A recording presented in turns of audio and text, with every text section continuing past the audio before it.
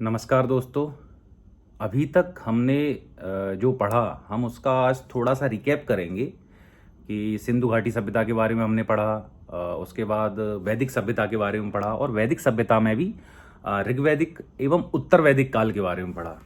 तो यहाँ जब हम रिकैप करेंगे तो उन दोनों सभ्यताओं में जो बेसिक डिफरेंस थे कि हड़प्पा सभ्यता या सिंधु घाटी सभ्यता और वैदिक सभ्यता के बीच क्या अंतर थे, यानी उन सभ्यताओं की क्या अलग अलग विशेषताएं थीं जिनसे हम उनमें डिफरेंशिएट कर सकते हैं।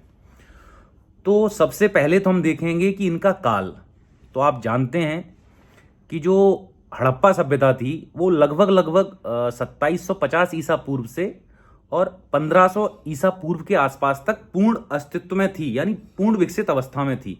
वहीं दूसरी तरफ जब हम वैदिक सभ्यता की बात करते हैं तो वहां पाते हैं कि यह सभ्यता 1500 ईसा पूर्व से 600 ईसा पूर्व तक अस्तित्व में रही। दूसरी तरफ हम देखते हैं कि जो हड़प्पा सभ्यता थी या सिंधु सभ्यता थी वो एक नगरीय सभ्यता थी, यानी भारत में सबसे पहले अगर नगर किसी सभ्यता में पाए गए या भारत में सबसे पहले अगर कहीं नगरीकरण हुआ भारतीय उपमहाद्वीप में तो वो हुआ हड़प्पा सभ्यता में। वहीं दूसरी तरफ हम जब वैदिक सभ्यता की बात करते हैं तो ये नगरीय सभ्यता नहीं थी, पूर्ण रूप से ग्रामीण सभ्यता थी, क्योंकि यहां जो आर्य थे वो ग्रामीण क्षेत्र में निवास करते थे। तीसरा फिर हम देखते हैं कि जो हड़प्पा सभ्यता थी वो व्यापार व्यवसाय प्रधान सभ्यता थी, यानी व्यापार की बड़ी वहां पे डिमांड थी, लोग व्यापार बहुत करते थे, ऐसे साक्ष्य मिले हैं।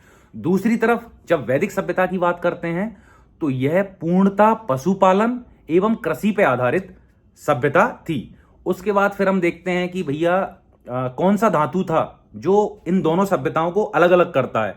तो भैया जो हड़प्पा सभ्यता था उसमें लोहे का ज्ञान नहीं था, वहां के लोगों को लोहे के औजार वहां से नहीं मिले हैं। लेकिन वैदिक सभ्यता में खासकर उत्तर वैदिक काल में लोहे के अवशेष मिले हैं, यानी कि वैदिक जो आर्य थे, वैदिक जो लोग थे वो लोहे का उपयोग करते थे। अतरंजी खेड़ा जो उत्तर प्रदेश में एक जगह है वहां से सबसे पहले लोहे के साक्ष्य मिले थे। उसके बाद हम देखते हैं हड़प्पा सभ्यता में लिंग और मूर्ति पूजा दोनों होती थी। लिंग मतलब जो आज हम शिवलिंग को देखते हैं उसी प्रकार के वहां लिंग पाए गए हैं, साथ ही साथ मूर्ति पूजा भी होती थी। अब वो लिंग भी एक तरीके का मूर्ति है ना, उसकी अगर पूजा हो रही है तो उसको भी मूर्ति पूजा बोला जाएगा। मातृ देवी की वहां पे जो मूर्ति मिली है तो उसकी भी पूजा होती थी तो उसको मूर्ति पूजा बोला जाएगा। वहीं दूसरी तरफ हम देखते हैं जो वैदिक आर्य थे बड़े सिंपल थे, ना तो वहां पे लिंग पूजा का कोई ऐसा साक्ष्य मिला है अभी तक, आगे मिल सकता है, कोई भरोसा नहीं, क्योंकि इतिहास में जैसे जैसे साक्ष्य मिलते रहते हैं, जैसे जैसे अवशेष मिलते रहते हैं, इतिहास बदलता रहता है। तो यहां पे लिंग पूजा के और मूर्ति पूजा के अवशेष नहीं मिले हैं, तो एक जो डिफरेंस है वो ये हो गया। उसके बाद हम देखते हैं जो हड़प्पा समाज था, हड़प्पाई जो समाज था वो मात्र सत्तात्मक था, यानी वहां पे जो परिवार का जो डिसीजन मेकर जो होता था, मुखिया मेन, वो माता होती थी या दादी होती थी, यानी कोई भी जो फीमेल करेक्टर होता है वो परिवार का मुखिया होता था। तो इसको हम क्या बोलते हैं, मात्र सत्तात्मक। वहीं हम जब वैदिक आर्यों की बात करते हैं या वैदिक सभ्यता की बात करते हैं तो वहां पे जो आर्य थे उनका जो समाज था वो पितृसत्तात्मक था, यानी पिता की चलती थी, पिता की, पति की, दादा की, बच्चों की, भाई की। तो मुख्यतः पुरुष प्रधान समाज था और पितृसत्तात्मक समाज था। फिर हम देखते हैं कि जो हड़प्पा सभ्यता के लोग थे वो घोड़े से परिचित नहीं थे। हड़प्पा सभ्यता में कुछ जगहों पे जैसे चनहूदड़ो है वहां घोड़े के साक्ष्य मिले हैं, लेकिन वो साक्ष्य बाहरी आक्रमण के हैं कि बाहर से किसी ने आक्रमण किया तो वहां पे एक आध घोड़ा युद्ध में मर गया होगा, तो उसके साक्ष्य मिले हैं। लेकिन वहां पे ऐसे कोई साक्ष्य नहीं मिले जिससे कि यह पता लगाया जा सके कि हड़प्पा सभ्यता के लोग घोड़े का प्रयोग करते थे। फिर हम अगर वैदिक सभ्यता की बात करते हैं तो उनकी तो सभ्यता का मूल ही था घोड़े, घोड़ा, अश्वमेध यज्ञ, रथ दौड़, उसमें भी घोड़ा यूज होता था। तो घोड़ा बड़ा महत्वपूर्ण जानवर था उनके लिए, क्योंकि जो वैदिक आर्य थे वो युद्ध प्रिय थे। तो ये डिफ्रेंशिएट हो गया घोड़े के आधार पर। उसके बाद हम देखते हैं कि जो हड़प्पाई नागरिक थे या हड़प्पाई जो समाज था वो बड़ा शांति प्रिय था। अब ऐसा निष्कर्ष हम कैसे निकाल सकते हैं, क्योंकि वहां से औजारों के ज़्यादा साक्ष्य नहीं मिले हैं। और व्यापार वाणिज्य वाली अर्थव्यवस्था थी वो। तो आपने देखा होगा कि कभी जो बनिया जाति होती है या जैन लोग होते हैं या गुप्ता लोग होते हैं, अग्रवाल लोग होते हैं, आपने कभी उनको लड़ाकू नहीं देखा होगा। बड़े सीधे सज्जन, उन्हें अपने बिजनेस से मतलब रहता है। अगर कोई बंदा उनसे लड़ने की कोशिश भी करता है ना, तो वो त्वरित रिएक्शन नहीं देखते, आग बबूले नहीं हो जाते, आराम से उनको शांति से जवाब देते हैं। अगर उनको नहीं समझ में आता, ठीक है भैया आप खुश रहो, हमें कोई दिक्कत नहीं है। तो वो लोग बड़े शांत प्रिय होते हैं, उनको पता है कि बिजनेस शांत दिमाग से किया जा सकता है। तो जब आप बिजनेस की बात अगर करें ना, तो हमेशा अपना दिमाग शांत रखें, क्योंकि शांत दिमाग से ही बेहतर बिजनेस हो सकता है। लड़ाई या युद्ध किसी चीज का सॉल्यूशन नहीं होता। आराम से शांति से बैठ के विचार विमर्श करके ही किसी समस्या का समाधान खोजा जा सकता है। तो जो आर्य लोग जो हड़प्पाई लोग थे ना, बड़े शांत प्रिय थे, ऐसा निष्कर्ष निकाला है इतिहासकारों ने। उसके बाद हम जब वैदिक आर्यों की बात करते हैं या वैदिक सभ्यता की बात करते हैं, तो बड़े लड़ाकू थे, क्योंकि ऋग्वेद में तो इंद्र को पुरंदर कहा गया है। पुरंदर मतलब किलों का भंजक, किलों को तोड़ने वाला।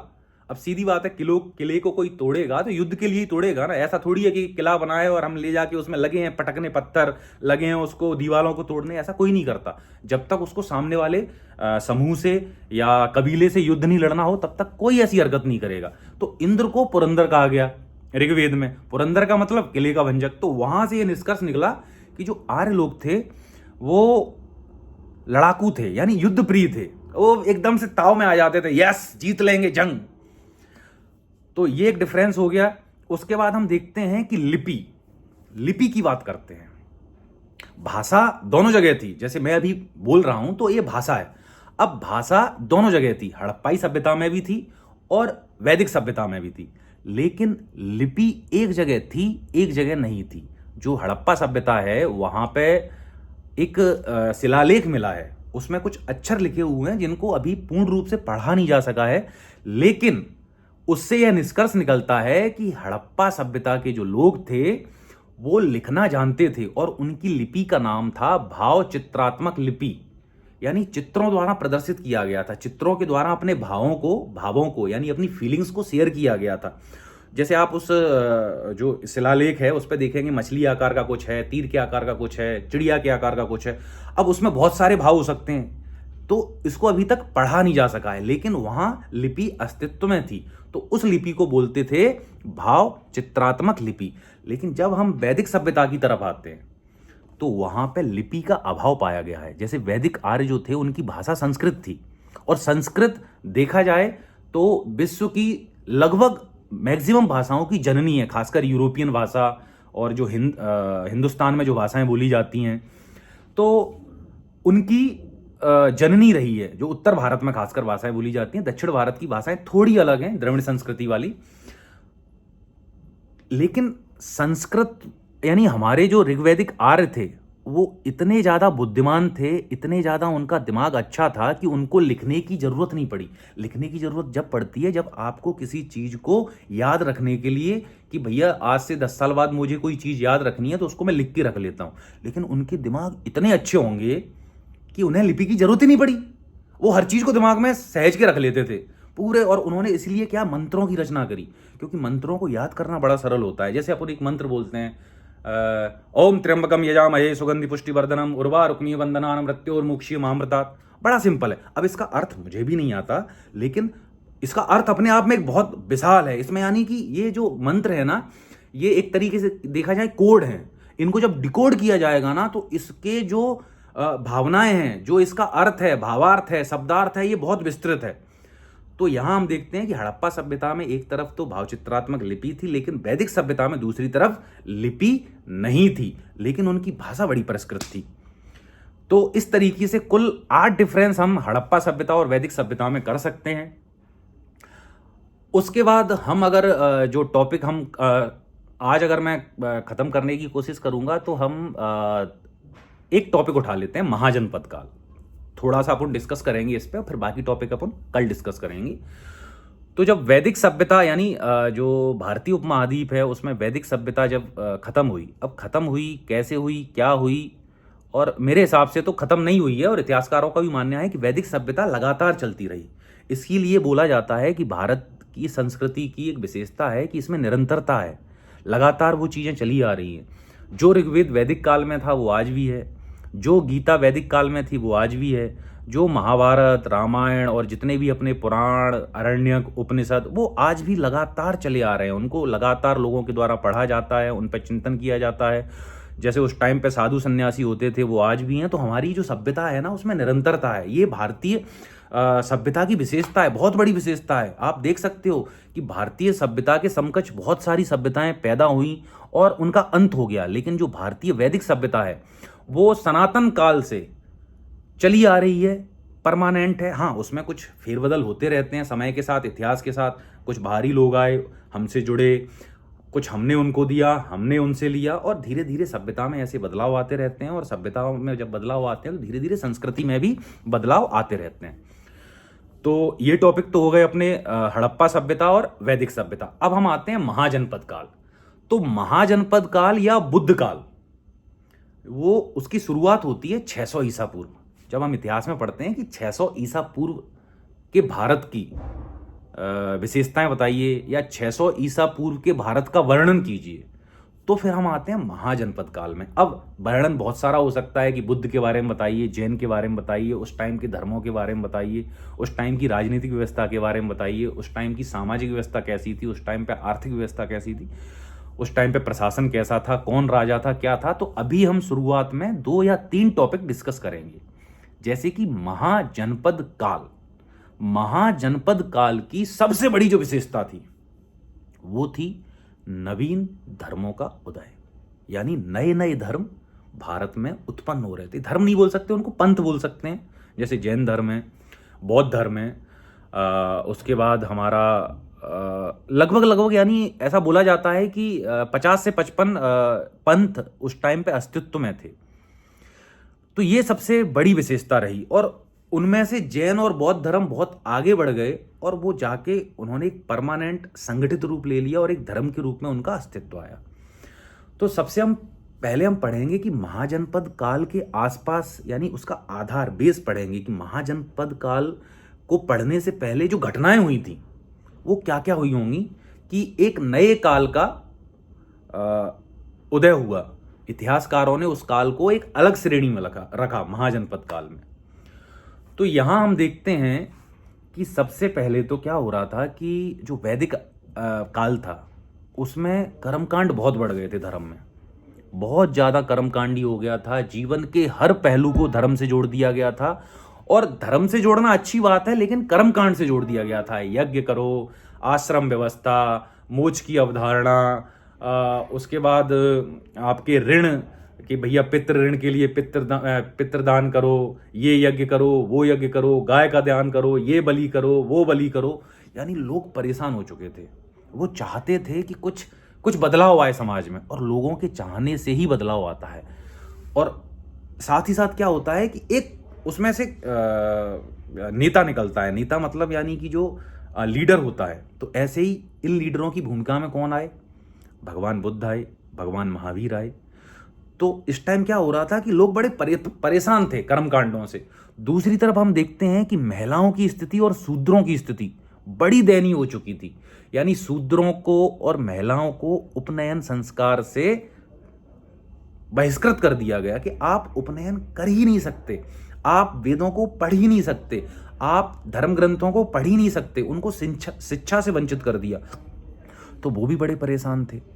यानी सीधी बात है, आप किसी को अगर किसी चीज से वंचित करोगे और उसका वो हक है, तो जायज है कि उनके अंदर एक रोष, एक गुस्सा, विद्वेष और आपके प्रति बुराई की भावना पक्का आएगी, और वो एकदम आक्रामक होने की कोशिश करेंगे। अब उसके बाद हम फिर देखते हैं कि और क्या क्या चीजें हो रही थी उस टाइम पे। तो जो वैश्य थे, यानी जो बनिया थे, जैसे बनिया मतलब गुप्ता हो गए, अग्रवाल हो गए, ये बनिया, मारवाड़ी हो गए, जो बिजनेस करते थे, यानी जो बेसिकली आर्थिक उत्पादन में लगे हुए थे।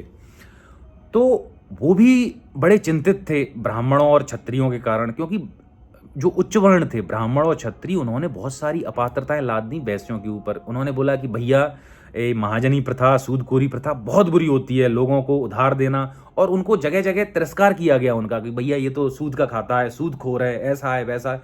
तो वैसे लोग भी बड़े परेशान थे, वो भी चाहते थे कि कुछ ऐसा हो जिससे हमारी स्थिति में भी सुधार हो। और फिर हम देखते हैं कि उसी टाइम पे लगभग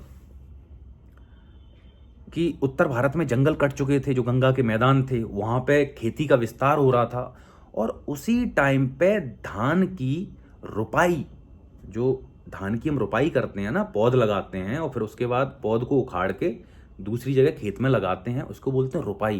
पहले धान को छिड़का जाता था, उसको छिड़कवा विधि बोलते हैं। अब धान की रुपाई होने लगी कि जो पौध है, पहले पौध उगाई, फिर पौध को उखाड़ के उसके लिए फिर खेत तैयार किया गया पानी के साथ, कीचड़ के साथ, और उस पौध को फिर हाथ से ऐसे धीरे धीरे एक एक करके लगाते हैं। तो जो पौध की रुपाई की तकनीक थी, यानी धान की रुपाई की तकनीक थी, वो तकनीक भारत में इजाद हो गई थी। ये तकनीक भारत ने ही पूरे विश्व में दी है। यानी हमको इस चीज़ पर गर्व होना चाहिए कि हमारे जो पूर्वज थे वो कितने विद्वान थे कि उन्होंने एक ऐसी तकनीक दी जिससे कृषि में क्रांति हुई उस टाइम पे। तो बेसिकली ये क्रांति का दौर चल रहा था, हर कोई क्रांति चाहता था अपने जीवन में। अब फिर हम देखते हैं कि कर्मकांडों के कारण पशु बलि बहुत ज़्यादा हो चुकी थी, बहुत ज़्यादा पशुओं की बलि लगती थी, और ऊपर से उधर क्या हो रहा था, खेती डेवलप हो रही थी। तो जो किसान थे उनको खेती के लिए क्या चाहिए थे, पशु, क्योंकि हल जोतना है, खेती के कार्य करने हैं, उसके चाहिए का बैल और भैंस, यानी भैंसा वगैरह होता है जिसको पड़ा बोलते हैं हमारे यहाँ पे। तो अब पशुओं की जब बलि अत्यधिक मात्रा में दी जाएगी तो पशुओं की हो जाएगी कमी, तो फिर खेती के कार्य कहाँ से होंगे। तो किसान भी कहीं ना कहीं नाराज थे उनसे, जो उत्पादक वर्ग था। तो इस तरीके से हम देखते हैं कि वैश्य भी नाराज हैं, शूद्र भी नाराज हैं, स्त्री भी नाराज हैं। उधर नई तकनीक आ गई धान की रुपाई की, खेती का विस्तार हो रहा था, नए नए पंथों का उदय हो रहा था, और लोग चाहते थे कि कुछ हो, उनमें बदलाव हो, उनके समाज में बदलाव हो। तो यहां पे फिर एकदम से क्रांति हुई, जहां पे भगवान बुद्ध ने और महावीर भगवान ने लीडर की भूमिका निभाई, और इस तरीके से एक नए काल का, एक नई सभ्यता का उदय हुआ। सभ्यता में थोड़ा सा बदलाव आया, थोड़ा सा सुधार हुआ, और एक नई क्रांति हुई, और इस तरीके से महाजनपदों का भी उदय हुआ। अब महाजनपदों का उदय कैसे हुआ वो मैं धीरे धीरे आपको बताऊंगा बाकी के आगे टॉपिक पे। अभी हम भगवान बुद्ध के बारे में पढ़ सकते हैं, लेकिन मुझे लग रहा है कि वीडियो लंबा हो जाएगा और आप लोग बोर हो जाएंगे, तो मैं अभी इस टॉपिक को यहीं समाप्त करूंगा। और अगर मेरे वीडियो आपको पसंद आए और आपको लगे कि मैं आपको पढ़ा सकता हूँ, इतिहास के बारे में आपको समझा सकता हूँ, और आपको अगर समझ में आ रहा हो तो प्लीज़ मुझे कमेंट करके बताएं। और इतिहास में वर्ल्ड हिस्ट्री को अभी छोड़ दें, क्योंकि वर्ल्ड हिस्ट्री मैंने अभी उतना पढ़ा नहीं है। जितना मैंने जो पढ़ा है इतिहास में उसको मैं आपके साथ बांट सकता हूँ, क्योंकि ज्ञान बांटने से बढ़ता है। तो आपको कोई इतिहास में ऐसा टॉपिक हो जो समझ में नहीं आ रहा हो, थोड़ा वहाँ कन्फ्यूज़न हो, तो आप मुझे कमेंट में करके बताइए, मैं उस पर भी वीडियो बनाऊँगा। और मेरे चैनल को सब्सक्राइब कीजिए, जिससे कि आपको डेली अपडेट मिलती रहे, और एक क्रम में पूरे इतिहास को मैं धीरे धीरे आपको पढ़ाता जाऊंगा। हो सकता है मुझे टाइम लगेगा, लेकिन पढ़ाऊंगा ज़रूर। डेली एक वीडियो डालने की कोशिश करूंगा। तब तक के लिए जय हिंद, जय भारत, धन्यवाद।